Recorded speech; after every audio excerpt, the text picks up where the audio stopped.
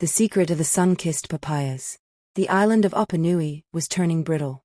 The seasonal rains had vanished, leaving the jungle brown and the animals' bellies whistling in the wind. Yet, amid the dusty ferns, Pippin the parrot looked spectacular. His feathers were iridescent, his beak was polished, and he flew with a Johnny zip that suggested he wasn't missing any meals. Lulu the lemur, whose tail had lost its fluff from hunger, watched him narrowly. "Pippin, old bird," Lulu chirped, her large eyes wide with curiosity. "We've been nest neighbors for years. Tell me, how are your feathers so bright while the rest of us are fading like old parchment?" Pippin fluffed his wings nervously. "It's yoga, Lulu. Deep breathing and positive thinking. Hard work is the best breakfast." Lulu wasn't fooled. She knew Pippin's yoga usually involved him sneaking off toward the forbidden cliffs with an empty woven satchel.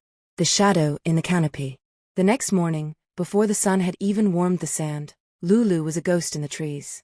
She leaped from branch to branch, trailing Pippin as he flew low toward the great orchard of the High Chief. From behind a broad palm leaf, Lulu watched.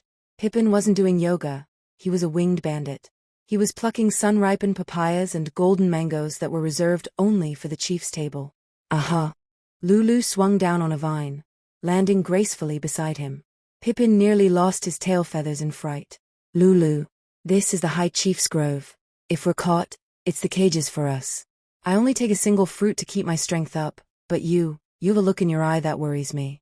"Don't be such a nervous chirp," Lulu laughed, already stuffing a giant mango into her fur. "If the trees are full, the lemur is cool. Let's get to work." The weight of gold. Day after day, the pair returned. But while Pippin took just 1 or 2 fruits, Lulu began to treat the grove like her personal buffet.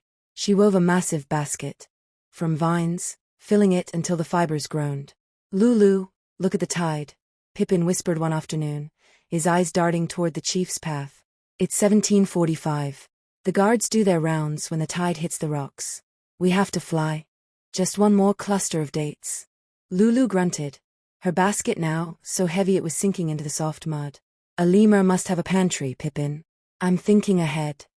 "Greed is a heavy anchor, Lulu," Pippin warned, hopping onto a low branch. "If you can't jump, you can't escape." The chief's guard. The following day, the air was still and heavy. At 17:30 sharp, Pippin took to the air. "The guards are coming.